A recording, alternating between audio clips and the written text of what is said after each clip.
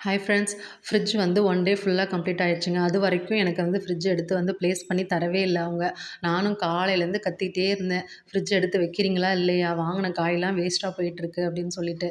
சரின்னு அவங்களும் இதுக்கு மேல அவ கத்துறத தாங்க முடியாது. வாங்கடா எடுத்து வச்சிரலான்னு சொல்லிட்டு அவரும் பசங்களும் சேர்ந்து எடுத்து வைக்க ஆரம்பிச்சுட்டாங்க. சும்மா அதோட ஒர்க்கிங் கண்டிஷன் எப்படி இருக்குன்னு மட்டும் ப்ளக் பாயிண்ட் போட்டு பார்த்துட்டு, செக் பண்ணிட்டு அப்படியே வச்சுட்டாங்க. ஸோ ஸ்டாண்டு பார்த்தீங்கன்னாக்கா, இது பழைய ஃப்ரிட்ஜோட ஸ்டாண்டு தான். ஸ்டாண்டு நல்லா தான் இருந்தது. ஸோ அ வெஜிடபிள் பேஸ்கெட் கூட நாங்க அந்த ஃப்ரிட்ஜ்லேருந்து எடுத்து வச்சுட்டோம். ஏன்னா, அவங்க குடுக்குற ரேட்டுக்கு நம்ம இதெல்லாம் குடுக்கணும்னு அவசியம் இல்ல அப்படின்னு சொல்லிட்டு அவர் எடுத்து வச்சுட்டாரு. ஸோ ஒரு வழியா ஃப்ரிட்ஜ எடுத்து வச்சுட்டாங்க. எடுத்து வச்சு முடிச்சதுக்கப்புறமேட்டுக்கு நாங்க ரொம்ப கஷ்டப்பட்டு செஞ்சிருக்கோம். அதனால எங்களுக்கு இன்னைக்கு ட்ரீட் வேணும் அப்படின்னு சொல்லி கேட்டாங்க. சரி என்ன வேணும் சொல்லுங்க நான் பண்ணி தரேன் அப்படின்னு சொல்லி சொன்னதுக்கப்புறமேட்டுக்கு, எங்களுக்கு இன்னைக்கு பாயாசம் வேணும் அப்படின்னு சொல்லி என் பையன் சொன்னான். அதுவும் பால் பாயாசம் தான் வேணும் அப்படின்னு சொல்லி சொன்னான். என்கிட்ட ஜவ்வரிசி இல்லடா நான் இருக்கிறத வேணா வச்சு பண்ணி தரேன் அப்படின்னு சொல்லிட்டு சொன்னேன். எங்க ஹஸ்பண்ட் என்ன சொன்னாருனாக்கா, "நீ பண்ற பாயாசம்லாம் ஓகே தான். ஆனா அந்த ஒட்டாம செய்வாங்கல்ல கல்யாண வீட்ல, அந்த மாதிரி பண்ணி தா" அப்படின்னு சொன்னாங்க. ஒட்டாதுன்னா ஒண்ணோட ஒண்ணு ஒட்டாம இப்ப நம்ம நார்மலா பாயாசம் பண்ணும்போது பார்த்தீங்கன்னா, ஒண்ணோட ஒண்ணு ஒட்டி நல்லாருக்கும் அது. எனக்கு வந்து அதுதான் ரொம்ப பிடிக்கும்.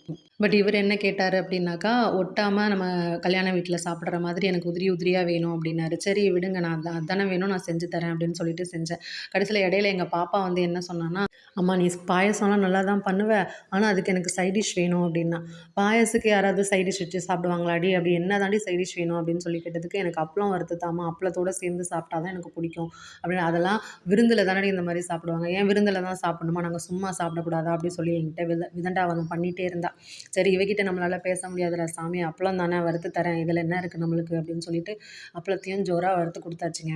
நிஜமாவே நம்ம சாப்பிடும்போது விருந்தெல்லாம் ரெடி பண்ணி வச்சுட்டு, அப்பளம், பாயாசம் அப்படி சாப்பிடுறத விட, தனியா இந்த மாதிரி சாப்பிடும்போது நிஜமாவே ரொம்ப அல்டிமேட்டா இருந்தது.